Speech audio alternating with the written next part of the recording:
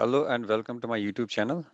Myself, Mir Siraj. Today I will be discussing about the ionic compound and covalent compound. The difference between ionic compound and covalent compound. Ionic compound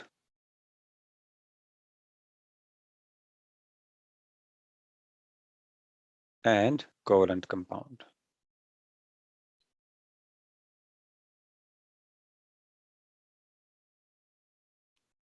Okay, so the first difference between ionic compound and covalent compound is that ionic compound, they are formed by complete transfer of electrons. As we have already discussed about it, they are formed by complete transfer of complete transfer of complete transfer of electrons. Okay, so let me take an example of NaCl compound, sodium chloride. Okay, so as you know already, sodium it has got one valence electron. I will represent it by this cross. And chlorine, it has 7 valence electrons, right? Yes. So when they form bond, they will be like Na. Na will transfer this electron to this chlorine. Okay, and when Na will lose an electron, it will have a positive charge. And Cl, this this electron will be gained by chlorine, and chlorine will have a negative charge, right? So you can see here that this compound is formed by transfer of electrons. Okay, so it forms ions. So that's why it's called ionic bond, because they consist of ions. Okay, so these ionic compounds have ions. That's why they are called ionic bond, and these ionic compound. Okay, so here, if we talk about covalent bond, they are formed by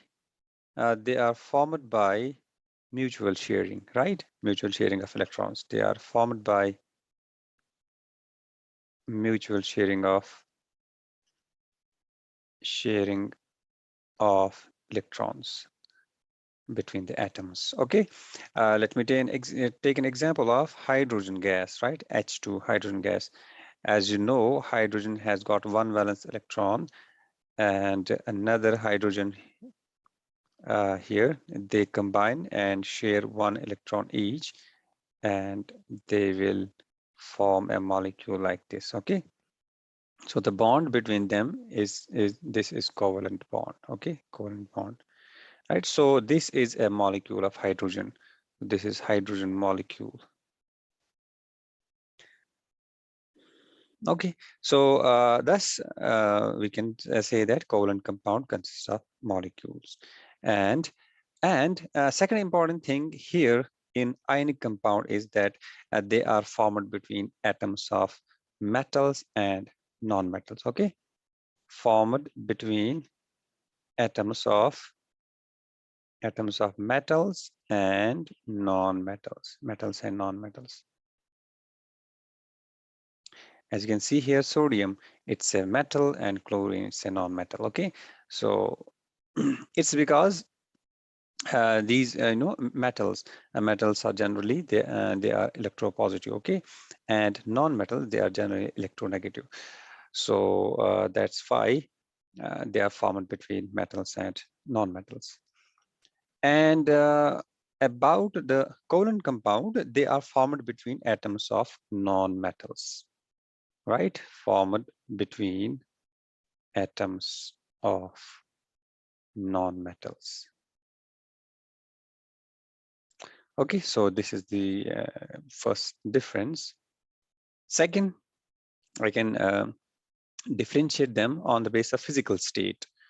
So what is the physical state of ionic compound? Physical state.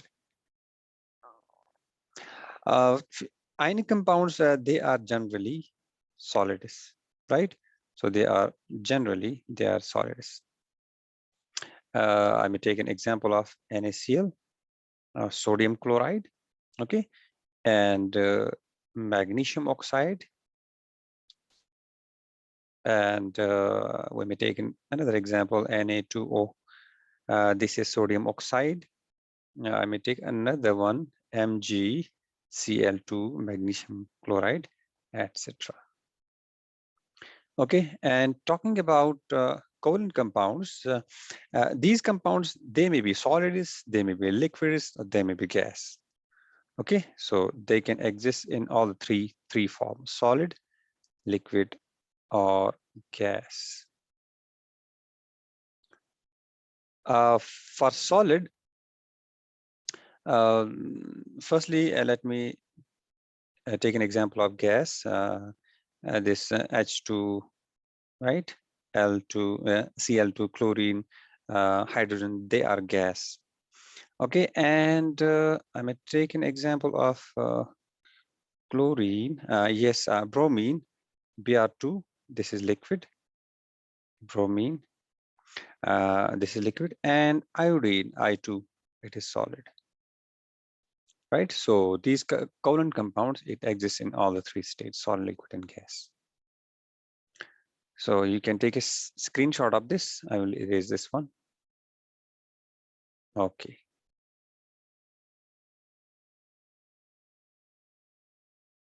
Ionic compound and covalent compound.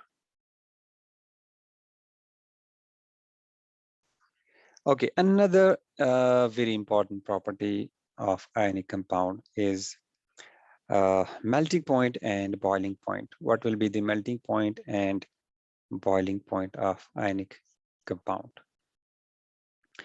So talking about melting point and boiling point, due to strong force of attraction here in the ion bond between positive and negative ions, their ionic compounds have high melting and boiling point because they consist of ions, and ions have strong force of attraction between them, right? So they have strong force of attraction between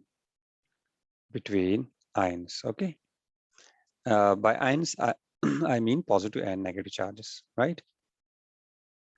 So their melting point is high. It is high, and boiling point, it is also high. And talking about covalent compounds, here due to weak intermolecular force of attraction, between the molecules, covalent compounds generally have low melting point. So they have weak intermolecular attraction. They have weak intermolecular force of attraction.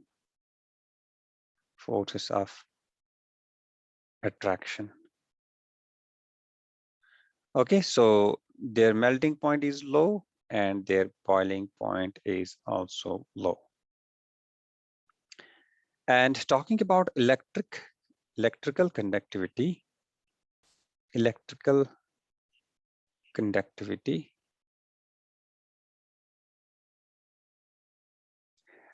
ionic compounds, they do not contain electricity in a solid state, but they do so in molten state.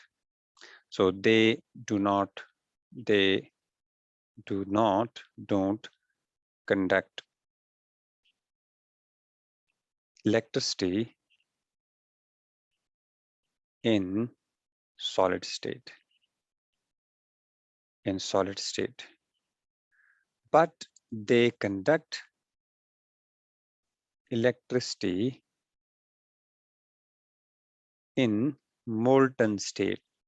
By molten state, I mean liquid state. Okay, molten state. Okay, so talking about covalent compounds, they do not contain ions. So they are generally bad conductors of electricity because ions are absent here. Okay, here ions are absent, so I can say they are generally bad conductors. Bad conductors. Right. So this was the basic difference between ionic compound and covalent compound. Hope you have got your concepts clear. I request all of you, if you have not subscribed my channel, please subscribe my channel. I oftenly make these kind of videos for class 9th and 10th of physics and chemistry. So if you want to follow me, you can just subscribe my channel and press the bell icon so that whenever I make a video, you will not miss an update. Thank you for watching my video.